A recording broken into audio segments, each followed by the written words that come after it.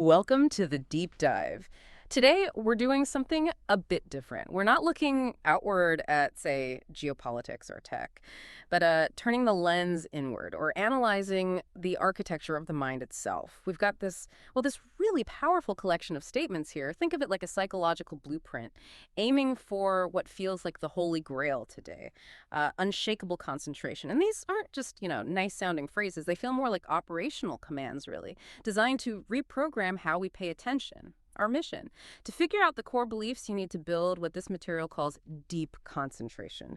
Okay, let's unpack this. What's the actual mental infrastructure needed to, stop just reacting to everything and start concentrating with real power? It's a huge shift in thinking, actually. Yeah. Moving away from seeing focus as this constant fight, and towards seeing it as a natural state, something you reclaim. The goal isn't just forcing yourself to do work.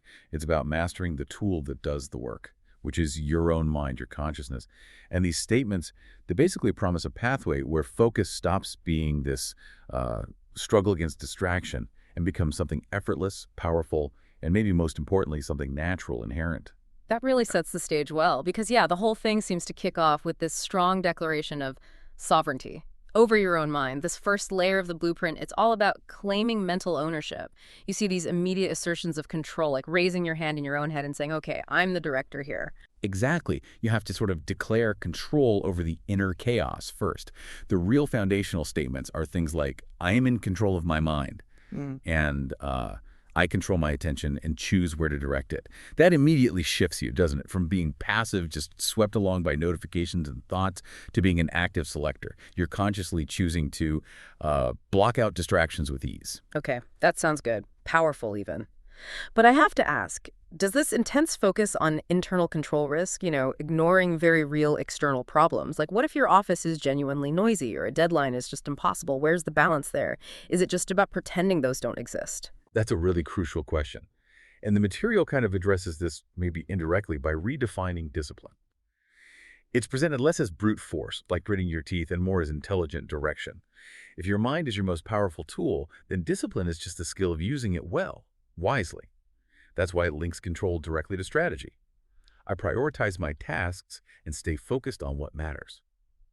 So true focus, it implies, starts with defining what's important first, which then lets you, discard the rest more easily. And what's fascinating here, I think, is the sequence. The internal environment has to be cleared first. You can't really sustain focus externally if your mind is full of static, all those unfinished loops, anxieties. You have to actively work to block out mental clutter, let go of that stuff before you can really handle the outside world consistently. So the insight is kind of ownership comes before effort. You got to claim the space first. Right. Internal alignment first. I like that. Okay, so once that foundation of control is sort of laid, the material pivots pretty quickly into this really vivid language, almost cinematic, like you said earlier. It shifts from just declaring control to visualization. We stop talking about abstract attention and start using sensory stuff, like the mind being sharp and unwavering. And then there's that really famous one, right? My mind is like a laser beam, focused and powerful. What's the psychology behind using a metaphor like that? Why not just say, I'm focused? Well, the laser beam works so well, I think, because it conveys two things at once: precision and intensity. It's not just narrow focus like looking through a tiny tube. It implies you can apply a huge amount of mental energy to one single point. That's what these statements seem to mean by unshakable concentration. It's got power behind it. And that intensity, it translates directly into quality, into efficiency. When you visualize that laser, you're kind of internalizing the promise that I trust that I can finish tasks efficiently with total focus and therefore produce high-quality work. If your concentration really is like a laser, your output fundamentally changes. Yeah. And it also speaks to handling complexity, doesn't it? Simple stuff doesn't need a laser beam. But the material asserts, I have an excellent ability to concentrate on complex tasks, which kind of tells us that this deep focus isn't just a nice to have for getting more done. It's essential. Like a non-negotiable prerequisite for any kind of serious mental heavy lifting. You can't solve the hard problems without that sharp beam of attention first. Exactly. You can't tackle the big stuff with scattered attention. Okay, so that leads us perfectly into the next phase, right? Once you've claimed ownership, visualize the power, The blueprint then acknowledges the steady grind, the training aspect. It shifts from that initial declaration, I'm focused, to the ongoing reality, I am becoming focused. It's interesting how it pivots so quickly from declaration to process. It keeps highlighting statements like, every day I improve my ability to stay focused. Why is that emphasis on constant training so critical here? Because focus is presented as a muscle, fundamentally. Not a light switch you just flip on or off. You wouldn't go to the gym one time and say, right, I'm fit forever now. It doesn't work like that. So these process statements, they bake in that idea of continuous improvement. It builds persistence. If you have an off day, if your focus wanders, you don't just throw your hands up and say, well, that's it, I failed. You understand that the capacity is built over time, that you're training my mind to concentrate better and better. It reframes setbacks as part of the process. And this whole training philosophy, that's what seems to create the mental resilience piece. The statements explicitly encourage developing a mind that can function even during periods of mental fatigue. It's huge, right? It acknowledges that energy dips happen. It's realistic.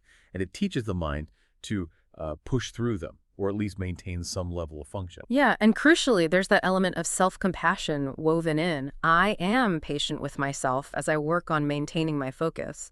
I think that's so often missed. Training anything is inherently hard. You stumble. And if you just beat yourself up every time your attention drifts, you create this negative feedback loop, and, well, you'll probably just give up on the training altogether. Absolutely. That patience is key. But the real payoff here, it seems, isn't just about ticking off tasks. It's about the experience itself. The blueprint really stresses the enjoyment part. I enjoy the process of deep concentration, and even I love the feeling of being fully immersed in a task. So this isn't just about grinding through work you hate. It's about reaching that elusive flow state where the resistance kind of melts away and the work itself starts to feel rewarding. It sounds like the antidote to that feeling of dread some people get when they sit down to tackle something big. That feeling of flow, that immersion, that is the ultimate goal state described here. When you pull all these threads together, the control, the laser precision, the continuous training, and now the enjoyment, you arrive at this ideal state of deep focus. The final psychological environment, the way it's painted, is one where the mind is calm, clear, and deeply focused on the present moment. And it's described as more than just productive, it's harmonious. The statements confirm things like, my mind is fully aligned with my goals, and I stay focused. So the mind isn't fighting itself anymore. It's not constantly battling distractions. Every bit of mental energy is channeled, serving a purpose you've defined. And the emotional payoff seems pretty substantial too, moving beyond just, hitting deadlines. This state of deep focus, it brings me closer to achieving my goals each day, and importantly, it brings clarity and results. It sounds like a genuinely empowering experience. The affirmations wrap up with things like, I feel powerful and energized when I am deeply focused on my work. Exactly. And this all leads to what I think is the core philosophical insight of this entire system. Deep focus isn't framed as some foreign state you have to force upon yourself. It's framed as a natural state, something inherent that we're simply reclaiming. That final affirmation really nails it. Deep focus is my natural state, and I embrace it wholeheartedly. All the training, the visualization, the declarations, it's all presented as just stripping away the layers. Layers of learned distraction, of mental clutter, to reveal the clear, inherent concentration that's supposedly already within you. That flow state isn't just a reward after the work. It's the immediate signal that your mental architecture is functioning as intended. That's a really powerful way to frame it. Not building something new, but uncovering something already there. Okay, so let's quickly recap the architecture we've kind of walked through.